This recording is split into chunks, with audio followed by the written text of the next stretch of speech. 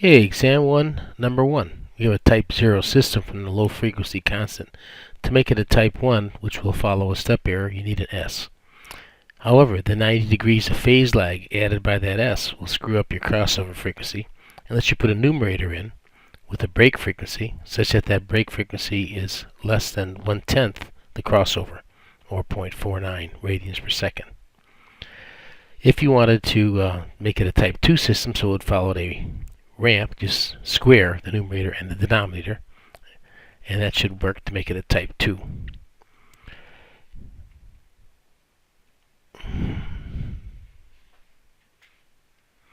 So if we're raising the gain 10 dB, you'll change the crossover frequency to 10 radians per second. And the time delay for a 5-second would be 84 degrees divided by 57.3. To put it in radians, the crossover frequency is 5, gives you about 0.29 seconds. If you change the crossover to 10, you'll only have 60 degrees of phase margin. So it'll be 60 degrees divided by 57.3, and it'll give you about 1/10 of a second.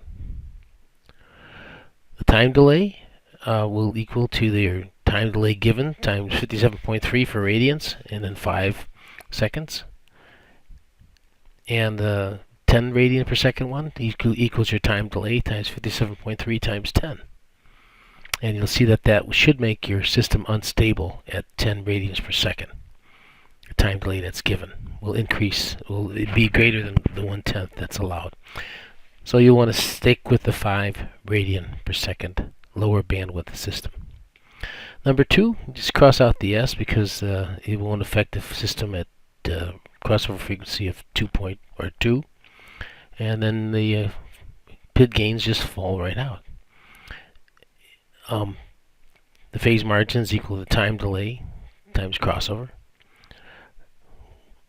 and that comes out to be about a 114 degrees times 0.1 and 2 and 3 and 4. This lead will not add anything because, again, the S at 2.4 will be much lower than those N1, N4, N5 numbers, so there won't be any change. The system, you take minus 1/2 the S factor to get your real part of your root at -4. Solve 8 squared minus 4 squared gives you square root 6.93 for omega D. And you have a 0 at -4, so you can put your red LZ and your blue LP, and that'll give you a factor of 2 for your residue, which equals its conjugate since there's no imaginary part. Low frequency part, just let S go to 0. High frequency part will give you N2, N3, N5 over S, or crossover frequency for the high frequency part of N2, N3, N5 radians per second. Inverse Laplace is twice the residue times e to the -4t cosine 6.9t. Static margin here is observed to be 15%, so you move your CG aft.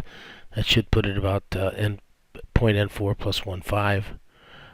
Your CM alpha is CL alpha times static margin negative, so CL alpha you can get from the bottom curve equal to 2, so minus 0.3 is going to give you the CM alpha.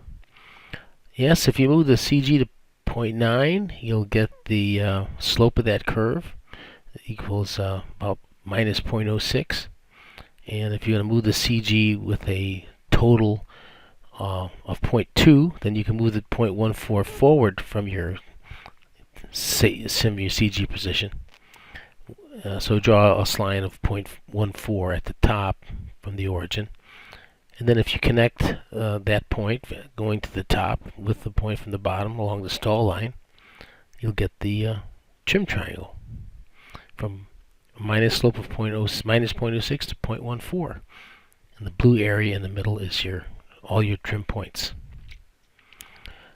So max forward CG will be at 0.75, shown by the green line.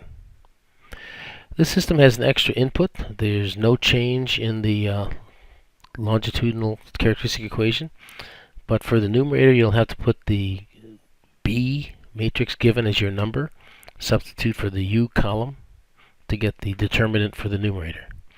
No change in the eigenvalues, so those answers will be the same as before.